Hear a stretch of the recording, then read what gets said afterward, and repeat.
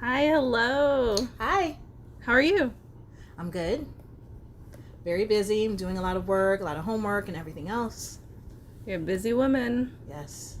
So go ahead and introduce yourself. My name is Vic'Toria Crockett, and my sign name is made with the letter V on my opposite shoulder. Awesome. Nice to meet you again. Nice to meet you again, also. Okay, so tell me a little bit about your background, where you grew up, if you were born deaf, where you went to school. Wow. Um, okay. I was born in Southern California.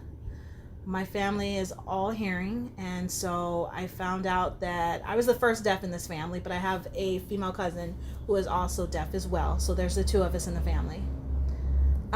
Yeah, so I was born and raised with my first language is ASL, and then I did learn English.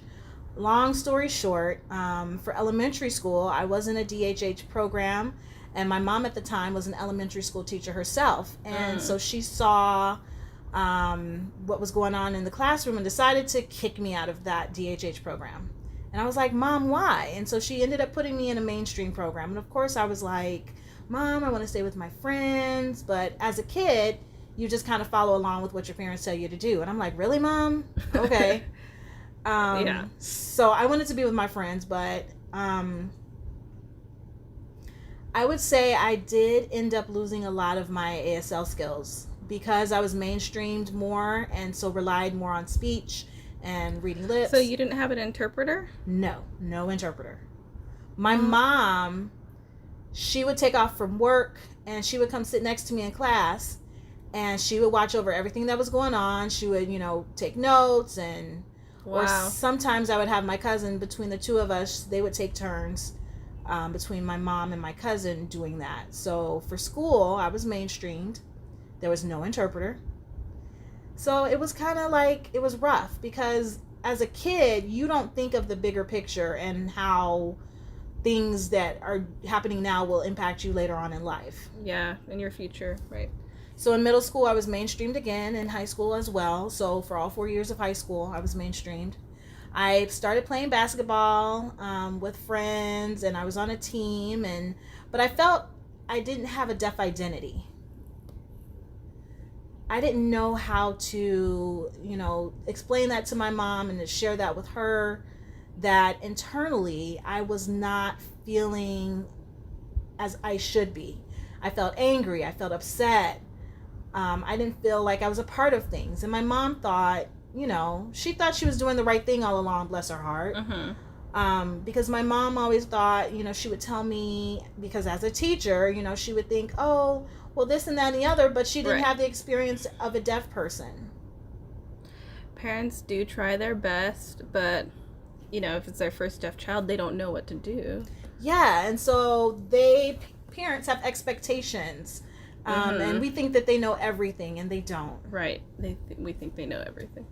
So, in my mind, I was looking at my mom and I thought she was Wonder Woman. I thought she had the power to like change the world. And I found out, no, it is what it is. And so I realized that I'm deaf with a purpose. So, what is that purpose? Deaf with a purpose, meaning that I can feel okay with being different.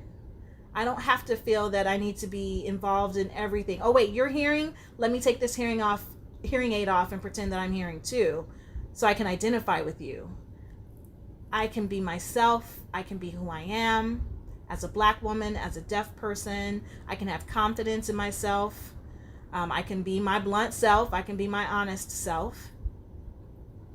And I can accept myself for who I am and not change myself, because at the same time, as a deaf person, there are positive things associated with that. For example, it's quite Mm-hmm. peaceful. Mm-hmm. So I don't have to hear everything. Like my sister, she could hear everything that was going on. And I saw in a way that kind of protected me, that I wasn't aware of everything that was happening and being said behind my back. My sister, she would always catch everything that was being said behind my back. But I think if I heard it, that I would feel probably a different way, and I'd be a different person than who I am now if I, was here with all that information. But then my mom ended up passing away, And so for me in that journey, in looking back as I was growing up, I'm grateful. Because your mom did her best. Yeah. Yes, yes. And I miss her. Because without her, I wouldn't have become the woman who I am today, to be honest. So who are you? Who is the woman you are today? Well, okay. People say a lot of things about me. Well, tell me. People say that I'm scary. I'm like, really? I'm not scary. What are you talking about? I'm sweet. I'm nice. But you know what? I am blunt. And blunt meaning that don't come up to me with any of your BS. Be honest. Be open with me. And let me see what I can do to help you out in whatever situation you might find yourself in. You know, don't come to me with none of the lies and then I find out later XYZ happened. That's disappointing to me. So I understand that people make mistakes and I'm not expecting perfection from people, but just be real with me, you know? And I'm loving. So you're also a student right now. You're a student again? Oh, girl, yes. Tell me more. Okay. See, what had happened was, so I graduated from high school early in the year 2000. I was 16 years old at the time, and my dad was like, you know what? No. I was being recruited to go to college, to Gallaudet for basketball at the time, and they told me to stay here and go to school for 2 years here. So did that upset you that your parents were telling you no, that you couldn't go somewhere? Yes and no. Because I think in my mind, I was ready to escape. I was ready to find freedom away from my parents. And so staying here to go to Long Beach City College for 2 years, I was actually had interpreters there. Yes. Thank God. So they recruited me for basketball for USADB. So the United States Deaf basketball team for the Deaf Olympics. They came and they watched me play. So I played a game and I sat down and talked with my parents, with the coach, and they wanted to recruit me. They wanted me to join the team for the first Deaf World Games that were held in Greece. So I was excited. I was like, yes, this is my time. I'm going to be free. So the point was I went to Gallaudet, and that started because the coach became the coach and wanted me to not only do the Deaf Olympics, but wanted me at Gallaudet also. So when I got to Gallaudet, I was in such a culture shock situation, and I cried. Like, oh my God, I cried probably for the first 2 months. I would call my mom, like, Mom, can I come back home? And she was like, no, stay there. I had turned down several other scholarships to other places, and so I decided to go with a Division III school, Gallaudet, because I just had a gut feeling that would help me identify myself as someone who was deaf and find that identity and that confidence. Am I signing more? So why is your deaf identity important? Because I'm deaf and I needed to accept who I was. I needed to learn that I would never become hearing. And the fact that I can talk, you know, hearing people have that misconception that just because you talk, you can hear. Right. And, you know, I can talk, but I just can't control the hearing thing. I don't have control over that. And I miss a lot of stuff. So when people are talking to me and they hear that I talk, they're like, oh, she good. She fine. She can hear everything. And it's like, no. And so sometimes I find myself trying to like fill in the missing blanks of words that I've missed along the way. If I miss what the person is saying, and then 90% of the time I can figure out what they were trying to say. I can read their lips or try to catch what it is that they said, and but I can read lips and get people in trouble too, because I used to be like, yo, Ma, she said da da da da da da da da. Okay, so, but wait a second, I thought that deaf people couldn't read lips. Well, not all deaf people can. I learned how to read lips when I was younger in elementary school, because the teacher would sit with me every single day and do speech therapy. And so I understand the point of it now. Back then I hated it. I felt like I missed out hanging out with my friends. I missed, you know, because I would be stuck in the room with the teacher, like, ugh. It was boring as a kid. You know, it wasn't an activity. It wasn't something that you felt motivated to do. You just sat with your hand under their chin to be able to mimic what they were doing with their mouth. But I understand it now.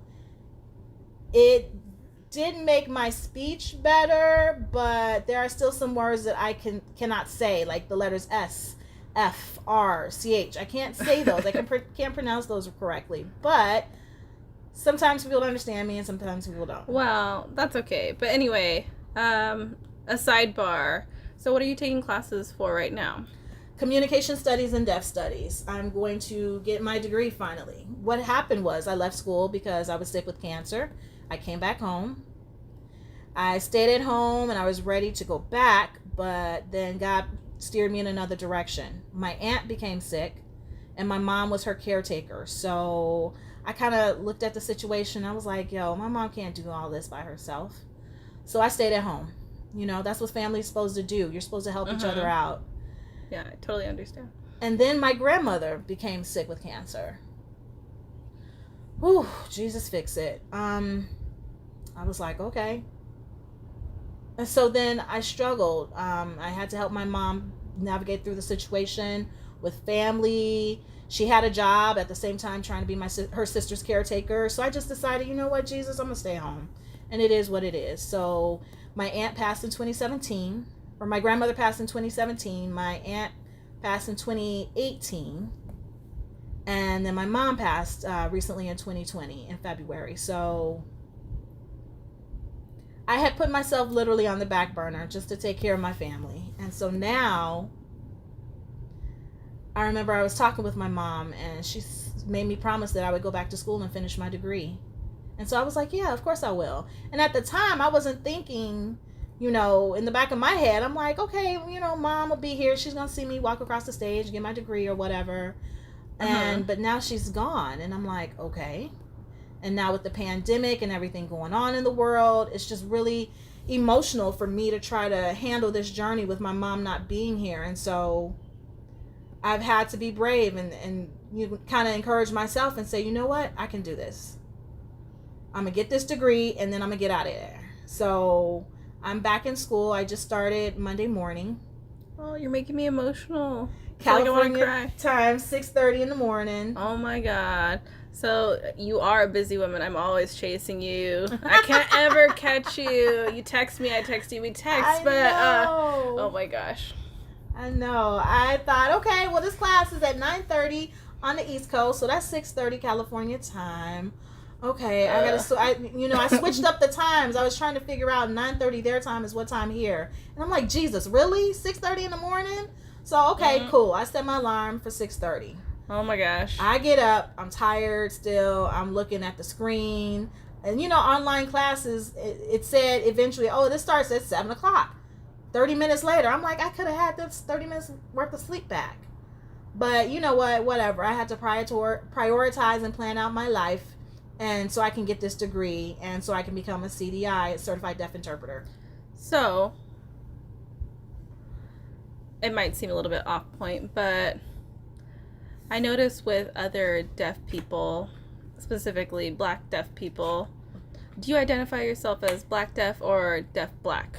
What's your identity? Ooh, that's a good question. I never really saw it like that. The first thing people see about me is that I'm black. I am black. So that's just what you see on the outside. You don't see my ears or the hearing aids in my ears. You see my skin first. You see that I'm black. So that helps people understand first who I am and to make assumptions. And it, you know, affects communication as well. And because later on people realize, oh, I'm deaf. And so I have to kind of switch roles between my being black and being deaf and going back and forth with people. And you notice I'm black, and but I identify as deaf first and then black. So you did talk about your experience, your struggle, the pain in your family. So you've lost a lot of people, your grandma, your aunt, your mom. What did you learn about yourself through those experiences? I learned that my purpose was, it was time for Vic'Toria now. Time for me to take care of myself. And I can't blame my mom no more. I can't put the blame off on anyone. I remember my mom had told me back in the day that, you know, if you have any peer pressure, you know, look to me. And so now it's, you know, the roles have changed because my mom's not here anymore. I can't blame nothing on her. I have to blame all my actions on myself. I have to make the decision, and I have to be willing to sacrifice for myself to become a better person. So I think everything that I've learned in the past couple of years are all about growth and personal growth. And I realized that I don't have any regrets. So I've also learned it's okay to take care of myself, take care of what other people's needs are, but at the same time, to allow myself to experience more strength and believe in my own self now, that I can get through things I didn't think I could before. And to be happy because I'm not alone. I do have my sister, so we're going through this together and supporting each other and helping each other through this entire process. It's not easy. My sister, she already has her degree, so she was like, look, this is your time, Vic'Toria. This is your time. You have to accept this moment and accept the fact that it's your turn. Make mom and grandma and auntie proud. They're watching you from heaven, and it's not going to be easy, but you can get through this. And so that's my journey, and it's made me stronger. So tell me more about becoming a CDI, a certified deaf interpreter. What does that process look like? Oh, Jesus, fix it. Right. So what is the process to become a certified deaf interpreter? So originally, I had no idea what a CDI was, to be honest. There was a friend who contacted another friend of mine and said, hey, do you want to become an interpreter? And I was like, become an interpreter? How'd that work? I can't hear nothing. Huh. And so they explained the process to me, and I was like, oh, okay, all right, I'm gonna be bold, I'm gonna go for it. So I sent in a video. We had to send in a video of ourselves signing, and they picked me, and I was like, oh, okay, all right, I guess I'm good. Not good enough, I'm not perfect, but I guess they saw some potential in me. And so we had the list of classes, and I've gone ahead and learned all the rules that apply to the CDI field in depth, what that really means. And that gives me the opportunity to experience different settings where I'm interpreting versus whether it be in school with a parent-teacher meeting, whether it be at the DMV, platform interpreting as well, which I think I'm really good with that. My signing is best suited for platform interpreting. So that experience really, uplifted me. And we need more Black people to become deaf interpreters, because growing up... Can you talk about that? Yeah, growing up, all I saw was white people. White. And I'm like, okay. In my mind, I'm thinking like the word deaf itself is white, because all you see is a white representation of deafness. And so it's like, well, where the Black folks at? I know I'm not the only Black person out here in the world. I mean, dang. So there has to be more Black people out there somewhere. And so when I got to Gallaudet, I saw more Black people, and I was like, okay, wow. Interesting. Okay. And so I learned Black ASL was different from, standard ASL. And just seeing so many white people, it caused me to change. There were comments where white people, were the representation of deafness and ASL internationally, all over the world. They were the ones who represented deaf culture and ASL. And it didn't represent different backgrounds, compared to like how I grew up. It was different. And of course, going all over the world, I learned a lot about different deaf cultures, but a lot of people didn't learn ASL. Right. I grew up deaf, and so I know some people are generationally deaf and they are passed down ASL. I didn't have that passed down to me. What I had passed down to me was Black power. What I had passed down to me was my Blackness. Right. So you feel yourself, you identify as a deaf Black woman, and you talk about Black power, and you have deaf power, right? Of course, because I have to represent Black culture in that, and not, like we got soul food. We got to share that with the world. I mean, come on, snap. Yes. So yeah, you've got people who are Native. You've got Asian. I've learned from them. We've had an exchange of cultures. What's the point of holding it in? Like, why hold on to that and not share with other people, not share with future generations. So it's kind of a give and take. You know, I learn about your Chinese food and I'll teach you about my soul food. We'll go back and forth like that. I want to learn Chinese Sign Language and I'll teach you ASL. So during my travels with USADB, the USA Deaf Basketball, I was able to meet with international deaf people from all different countries. And, you know, we're able to gesture and figure out how to connect with each other and how to communicate. For example, this in a certain sign language means boy, me pulling down on like a cap, or me tying the strings around my chin represents the sign for girl in a different sign language from a different country. So yeah, sign language gesturing is kind of a universal way to communicate with people. It's not, ASL is not just particular to one culture. There are other cultures who use ASL. And so my mind changed. I was able to see and adapt to that.